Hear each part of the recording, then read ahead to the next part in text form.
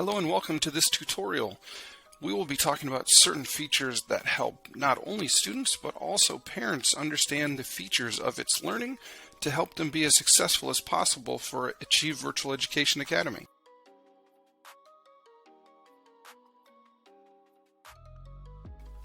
One of the most common questions we get is, how do I log in? Those details will be sent to you through our welcome email, but also the web address will be included in the description underneath this video. Simply plug in your username and password and sign in.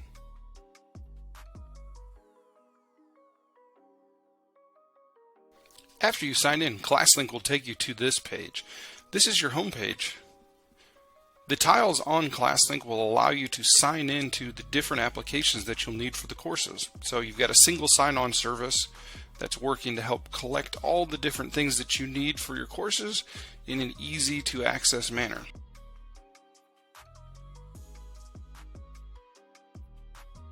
This is where we can access itsLearning. Simply find the itsLearning tile. This will log you into the itsLearning system. What you can see here is our home page.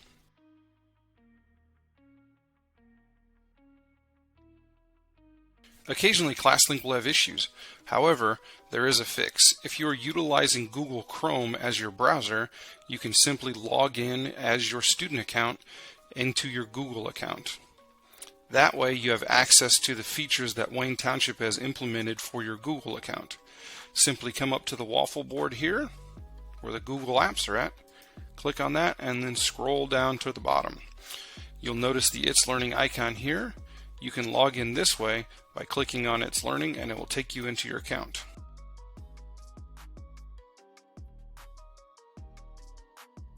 Once on your home page, you'll notice you'll have multiple tiles. What these tiles are the courses that you're enrolled in for your current semester. The nice thing about accessing your courses is all you have to do is simply click on your tile and it will take you into your course. After clicking the tile to enter your course, it will automatically redirect you to the course homepage.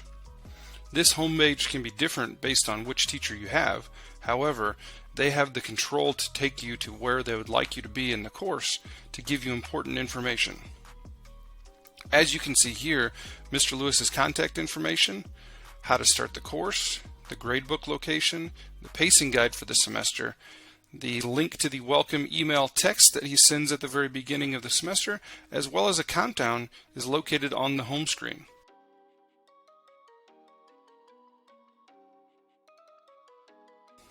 After reading the How to Start the Course section, we notice that Mr. Lewis utilizes resources to access the course content. Simply scroll up to the top in the navigation bar and you'll notice that you have these different options: Overview, Plans, Resources, Follow-ups and Reports, 360-degree reports, and more.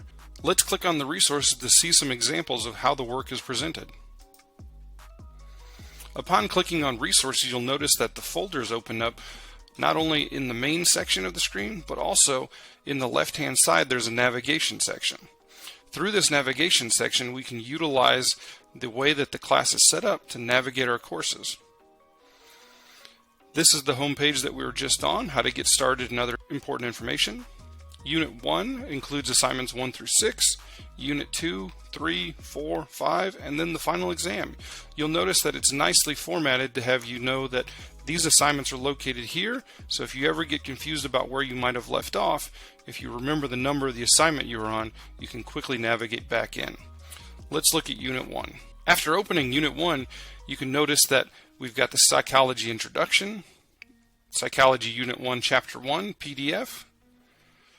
Then we do a vocabulary activity, and you can notice that the assignments are labeled easily in parentheses. So you've got 1, 2, 3, 4, 5, and 6. So after you get done with this unit, you know that you need to complete these 6 assignments, as well as complete all of the readings and videos and anything else that might be in the course. After heading back to the home page, let's see how Miss Slagle takes you through her English class. You'll notice that her homepage looks a little bit different. It's still got the important information you need. It's got the contact information, but a lot of it is about the announcements that you're getting on a weekly basis. We can access Ms. Slagle's information through resources, but also she utilizes plans. Plans are nice for students because it breaks it down into a manner where they can simply click on the plan. As it opens the plan, it opens up to the lessons and materials and assignments that are all included with the plan. After opening the first section of the plan, we will notice that we have a navigation bar up top. This navigation bar will eventually get to the end where you'll have no more choices to go to the next resource. So after we complete the first one, we can simply go to the second one, watch the video, read the information, continue through. And each time that we do this, we complete the assignment here or the information and simply navigate to the next resource. The nice thing about doing this way is that students can go through the information without having to go back and navigate through the resources tabs. Another nice feature about this is that when you get to the end of the resources, you'll eventually have no more choices to go into the next one, so you know that you've completed that plan. However, if you like the way that resources is navigating through other courses, even if plans are instituted, you can also go to resources and go back to your similar navigation bar and navigation tree on the left-hand side.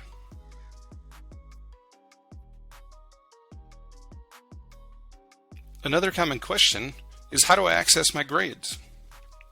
Simply go up to Follow-ups and Reports and click on that tab. This will allow you to access the gradebook. The most important thing that you need to understand about the gradebook is that it's not going to give you a total percent.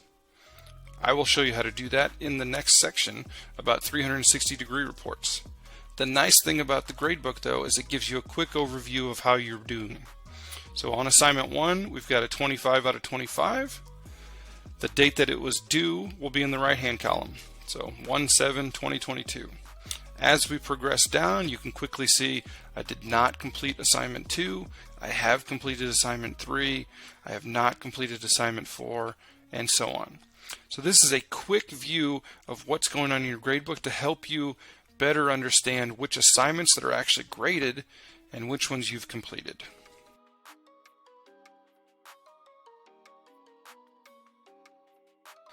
By clicking on the 360-degree reports tab, we get into a very in-depth analysis of what your student has and has not completed for the course.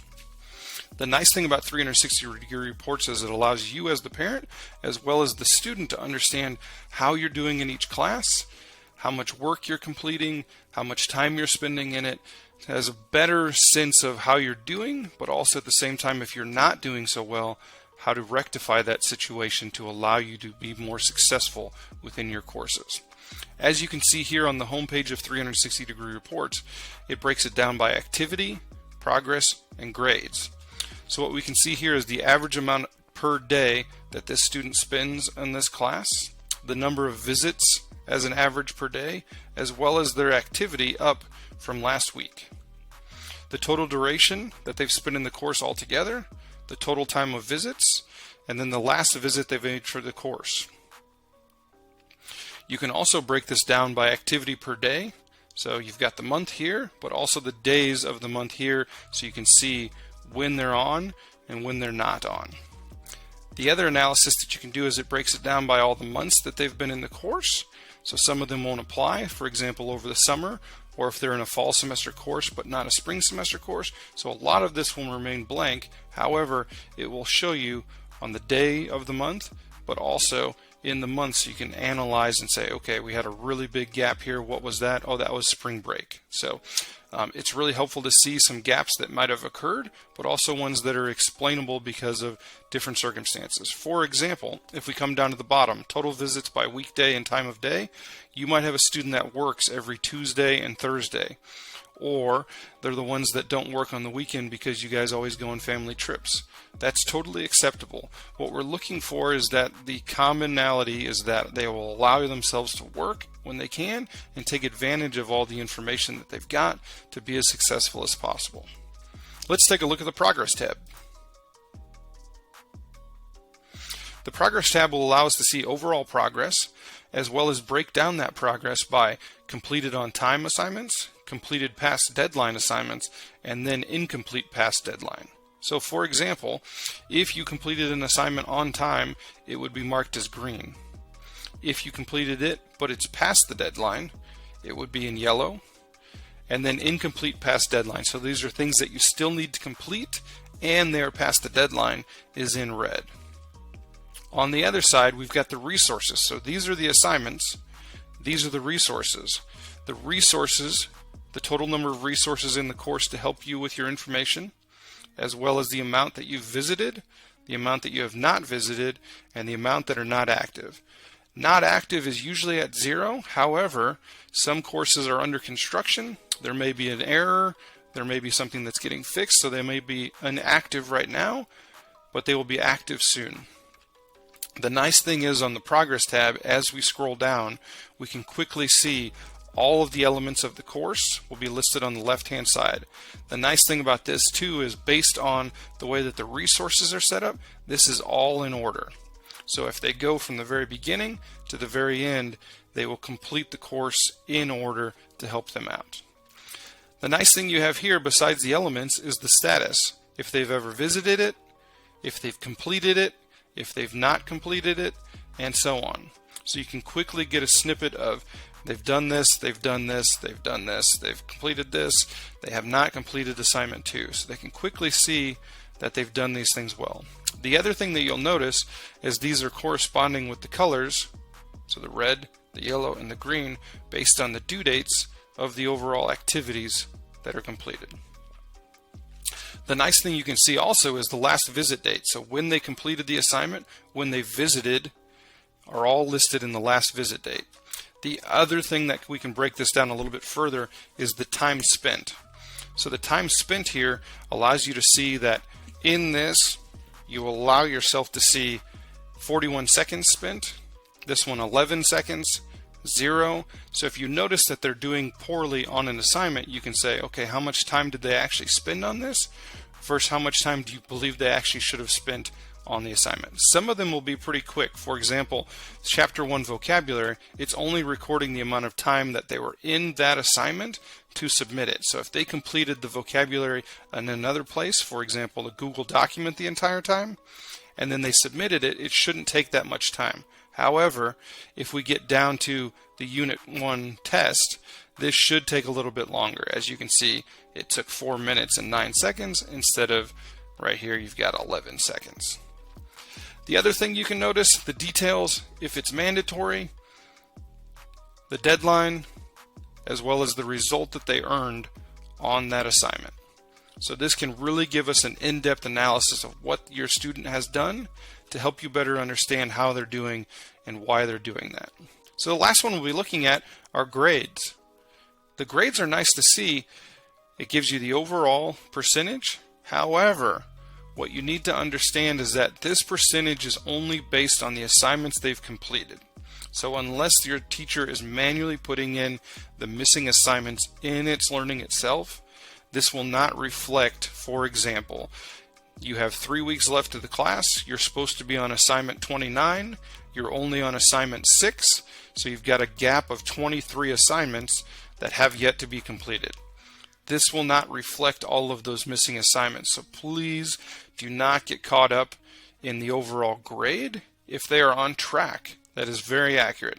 If they are not on track, they are behind, they haven't submitted major assignments, this does not necessarily reflect that perfectly.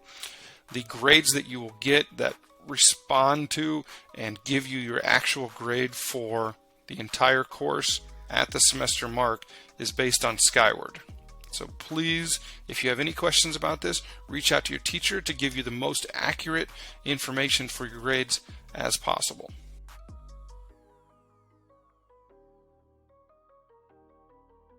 As you can see, we're back on the home page of itsLearning. What we'd like to talk about now are communication possibilities. By clicking into the course itself, you can find the overview page, which is any announcements that maybe your teacher has sent out. If you have announcements that come, they will be notified to you here with this bell icon. If you click on the bell icon, you can quickly navigate to any information that has been shared with you that is new for you to see. those will also pop up in the overview sections of the courses that they came from. So as you can see here, Mr. Lewis put in a reminder on March 18th about spring break. So if you needed to write a comment quickly, so if you wanted to communicate your own spring break hours, you can quickly do that here. Another way that we can communicate with teachers is if we come up to the messaging section up here. So as you click on the messaging icon, it will pop up a new page here. Any information that you've used messaging before or messages you received or sent will be located here. If you'd like to go back further than what is located here, simply click on all messages, and that will take you so you can see all of the messages you've ever sent or received for basically the history of you being in itsLearning. If you need even older messages, simply click older messages and it will take you back. By going to the messaging icon, we can quickly message anybody that we need to. So for example, let's message Mr. Lewis. Simply click on New, type in his name, Robert Lewis. Once that pops up, you can see his names here. However, occasionally you'll find a point where your teachers have similar names, or you're looking to message someone that you don't necessarily know if it's the right one. If his picture wasn't here, you can simply go over to the eye icon, click on that, and it will tell you if this person is related to you. For example, Mr. Lewis is your teacher for Psych Spring 2022. Okay, so as we get into this information, you can quickly see, is this the right Robert Lewis or is this not?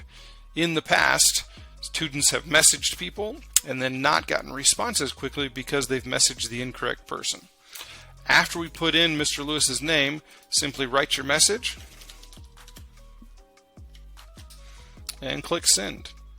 If you've got any information that you made to send, you can include links. So if you have a Google document that you wanted to share, if you have a physical document, you can simply click on the attachment icon here and click send. That information will then go to Mr. Lewis, and he'll be able to quickly see your information if he's on itsLearning, and then send you a message back to help figure out anything that you may need.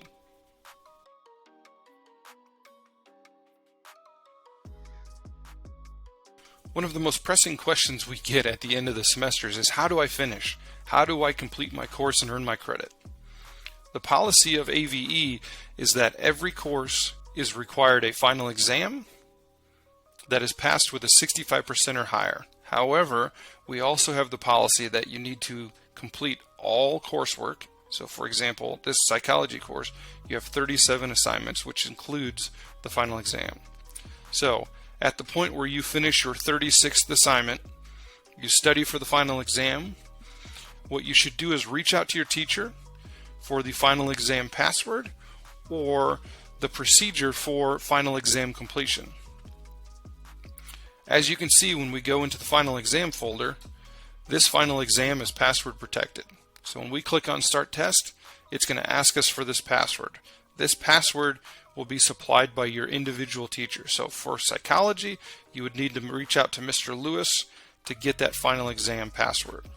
What Mr. Lewis will do upon receiving your request is double check that you've completed all the assignments.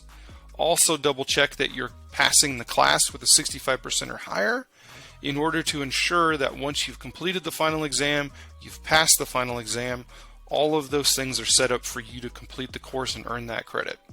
The one thing that we don't want is that you complete the course, you've done everything that you think that you need to do, and then we have to reach back out and say, no, you haven't completed this assignment, you should redo these ones. We'd like to take care of those throughout the semester, so please be in constant contact with your teacher. Utilize the communication tools, as well as if you need to, email them often.